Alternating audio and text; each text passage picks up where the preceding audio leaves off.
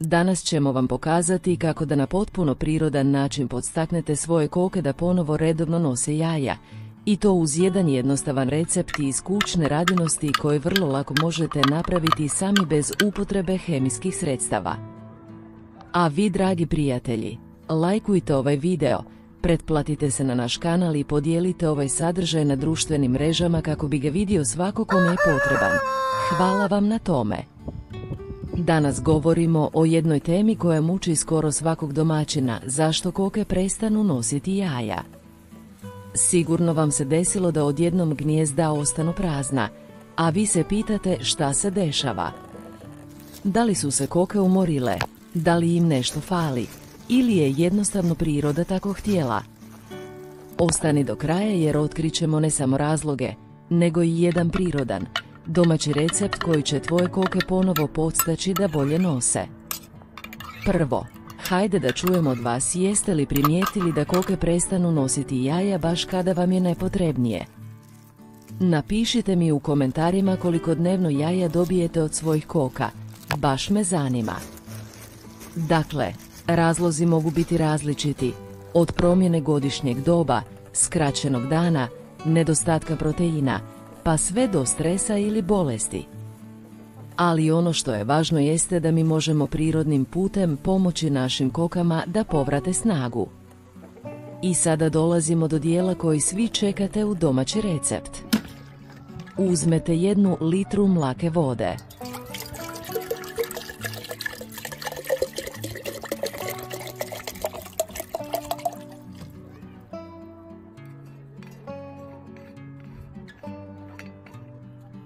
Dodajte 1 kašiku jabukovog sirćeta,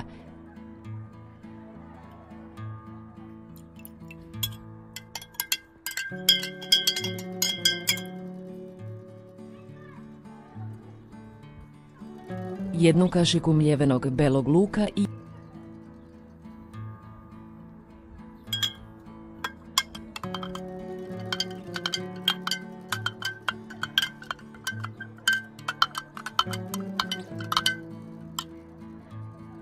1 kašiku meda. Sve to dobro promiješajte i sipajte kokama u pojilicu. Ovaj napitak jača imunitet, čisti organizam i pomaže da se poveća proizvodnja jaja. Dajte kokama da piju 2 do 3 puta sedmično. Zato nemojte zaboraviti na moć belog luka i jabukovog sirćeta, jer priroda nam daje sve što treba.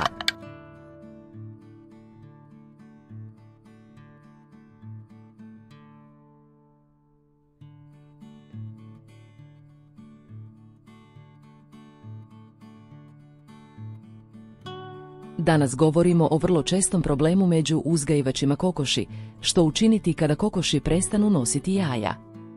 Znate kako to ide? Tišina u kokošincu, prazne košare i briga o tome što nije u redu. Ne brinite, nije sve izgubljeno. Uz pravilnu njegu i hranu, vaše kokoši mogu ponovno početi nositi jaja. U ovom videu pokazat ću vam prirodni recept za tekućinu koju možete sami napraviti, a koje će pomoći vašim kokošima da se pokrenu i počnu nositi jaja. Kada kokoši prestanu nositi jaja, uzroci mogu biti razni: stres, promjena hrane, nedostatak minerala ili jednostavno promjena sezona. Najvažnije im je osigurati hranu bogatu proteinima, kalcijem i vitaminima. Osim dobre hrane, vrlo je važno da dobivaju tekućinu koja će ih ojačati i pomoći im da brzo ponovno počnu nositi jaja. Recept za tekućinu koja pomaže kokošima da ponovno nose jaja. Sastojci: 1 litra tople vode, 1 žličica meda, prirodni izvor energije i antiseptik, 1 žličica soka od limuna, pomaže probavi i imunitetu, 1 žličica praha ljuske jajeta, bogat kalcijem, sameljite ljuske i dodajte, 1 žličica suhog kopra ili ment, za smirenje i zdravlje crijeva. Priprema i primjena: u toplu vodu dodajte med i sok od limuna, dobro promiješajte da se med otopi. Dodajte mljevene ljuske jajeta i začinsko bilje. Promiješajte i ulijte u posudu kojoj će kokoši imati pristup tijekom dana. Ova tekućina pomoći će im da bolje probave hranu, apsorbiraju kalcij i povrate energiju. Napomena: Ovu smjesu dajte kokošima svaki dan, po mogućnosti ujutro i poslije podne, dok ne primijetite da ponovno počinju nositi jaja. Isprobajte ovaj prirodni recept i javite mi u komentarima kako je prošlo. Ako imate svijeću, stavite je u kokošinjac. Kokoške će nositi jaja čitave godine. Danas ćete saznati nešto što se retko priča, a još ređe pokazuje. Zašto svi trebamo staviti svijeću u kokošinjac?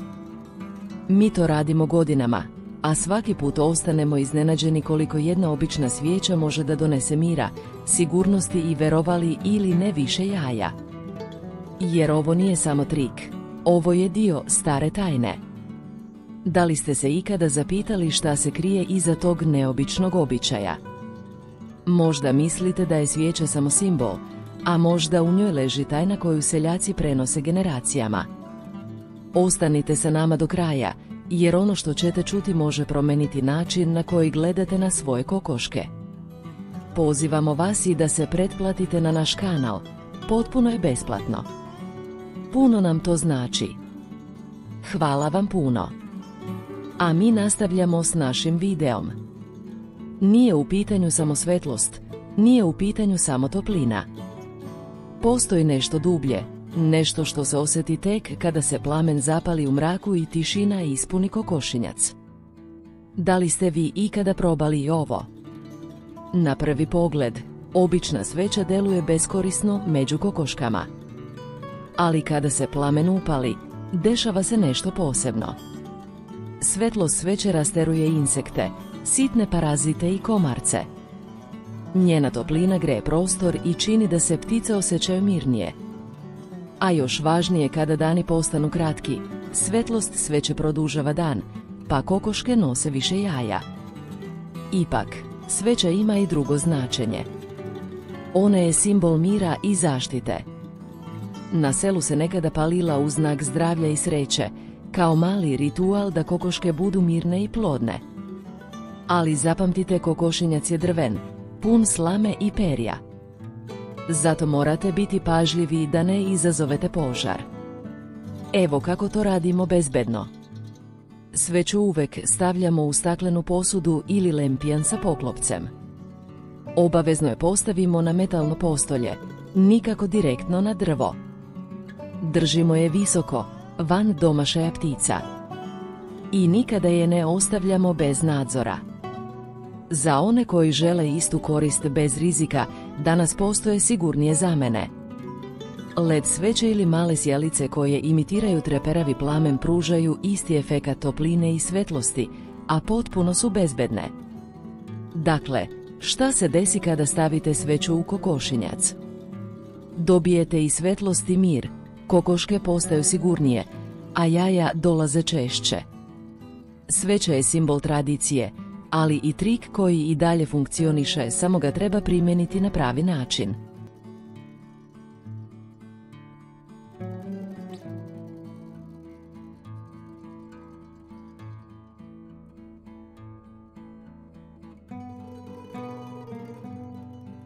Da li ste znali da u kokošinjcu postoji jedan tajni sastojak? Nešto što su koristile još naše bake, a farmeri ga i danas kriju kao najveću tajnu. Često se pitamo zašto su neke koke snažne, zdrave, a jaja im čista, tvrde, ljuske i bez neugodnog mirisa, dok druge lako oboljevaju, imaju mekane ljuske i slabu perjanicu. I onda dođemo do jedne male, ali moćne biljke – bijelog luka. Da, dobro ste čuli. Nećemo mi bijeli luk pogađati po kokošinjcu, niti ga bacati po zemlji. Prije nego što vam otkrijemo ovu tajnu, lajkujte ovaj video kao znak podrške i pretplatite se na naš kanal. Hvala vam na tome. Veoma je važno da znate pravilno koristiti bijeli luk. Morate ga unijeti u njihovu ishranu jer on je njihov prirodni doktor u rukavu. Kada kokoške unose bijeli luk preko vode ili hrane, dešava se nešto nevjerovatno. Uništava crijevne parazite i gliste, čisti organizam od patogenih bakterija, poboljšava apetit, jača imunitet, smanjuje neugodan miris iz kokošinjca i poboljšava kvalitet ljuske i žumanca. Kako i koliko koristiti? Nasjeckajte 2 do 3 čena bijelog luka na sitno.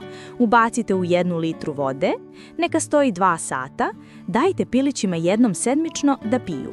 Možete izgnječiti bijeli luk i pomiješati s malo hrane za brži efekat, a za jake kokoške tokom zime savršeno. Mnogi misle da je to sitnica, ali rezultati se vide već nakon nekoliko dana. Kokoške postaju aktivnije, perje sjajnije, a broj jaja raste. Dakle, kada neko pita zašto su vaše koke tako zdrave, samo se nasmiještite i recite malo prirode i bijeli luk radi svoje.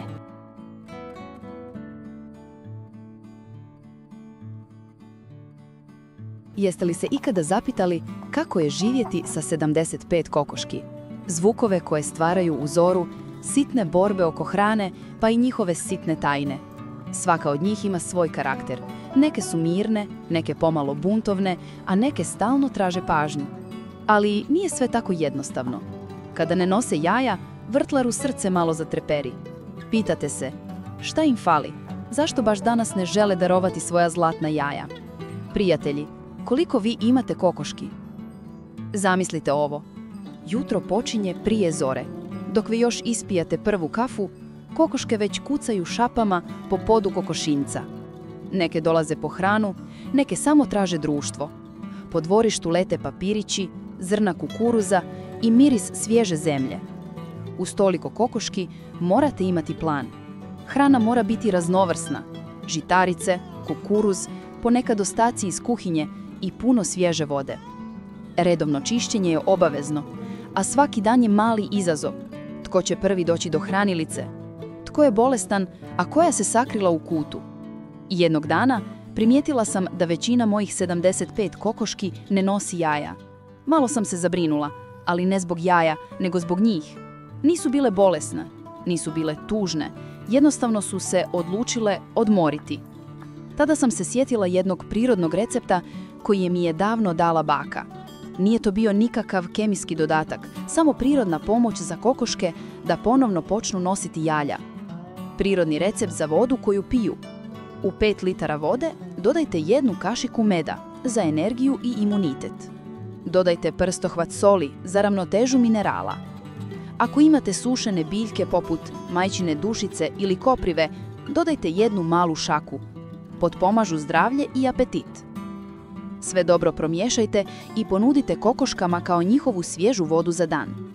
Nakon nekoliko dana većina će ponovno početi redovno nositi jaja, a vi ćete se diviti njihovoj obnovljenoj energiji. Živjeti sa 75 kokoški nije samo posao, to je iskustvo, mala avantura svaki dan. I kada ne nose jaja, to nije kraj svijeta. Postoji način da im pomognete, prirodno i bez stresa. I najvažnije, uživate u svakom trenutku provedenom s njima, jer svaka kokoška ima svoju priču.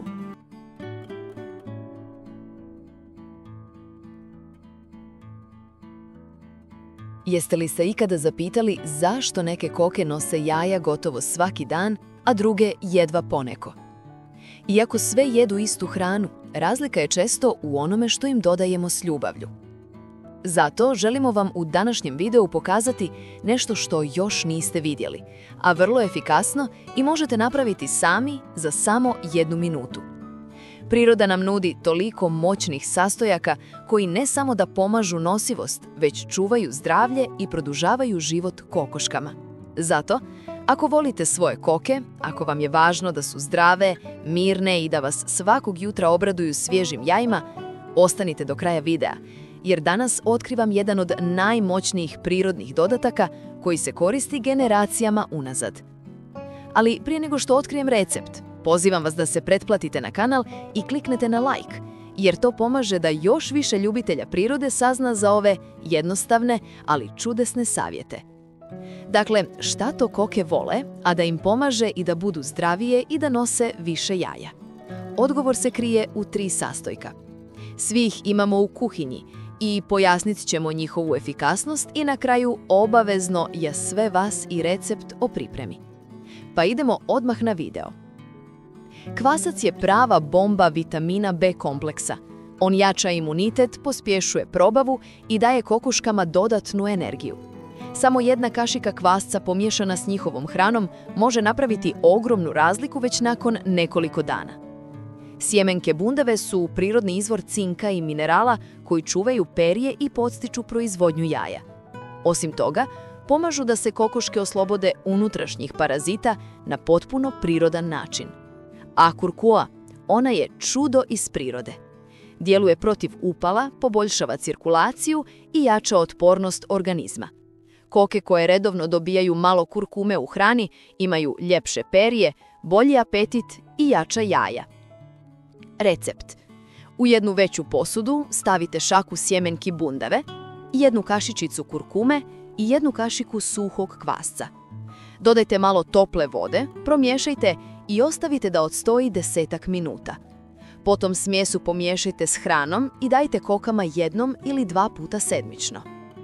Već nakon nekoliko dana primijetit ćete razliku. Koke će biti živahnije, zdravije i redovno će vas nagrađivati svježim jajima. Zato, ne kupujte skupe dodatke i hemijske stimulanse. Priroda ima sve što vašim kokama treba. Napišite u komentarima da ili ne, da li ćete ovo probati ili ne. Volim čitati vaše iskustvo i zajedno učimo kako da s malo truda i prirodnih sastojaka dobijemo najbolje rezultate.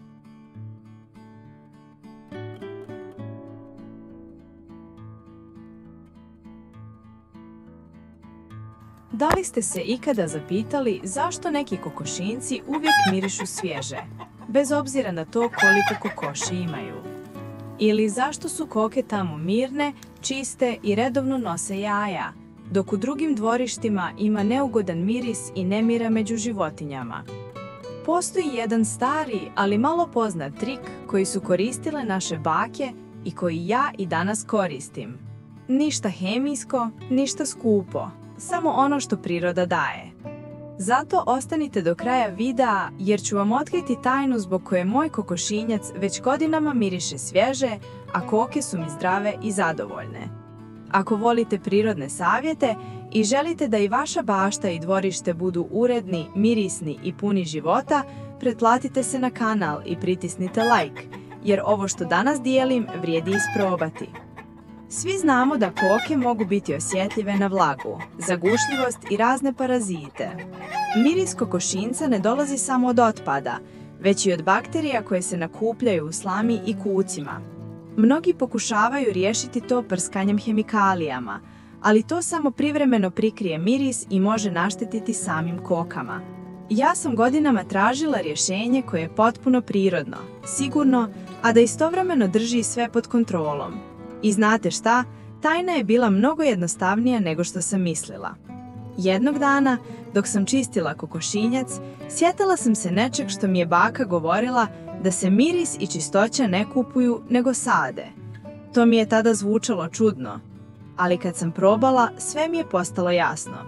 Od tada, moj kokošinjac više nikada nije imao neugodan miris. Koke su mirnije, češće leže na jajima, a prostor djeluje kao da diše. Zvuči neverovatno, zar ne? Ali istina je da priroda ima odgovor na sve.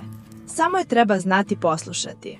A sada dolazimo do onog što vas vjerovatno najviše zanima, šta sam to stavila u kokošinjac da miriše svježe, a da odbija i parazite.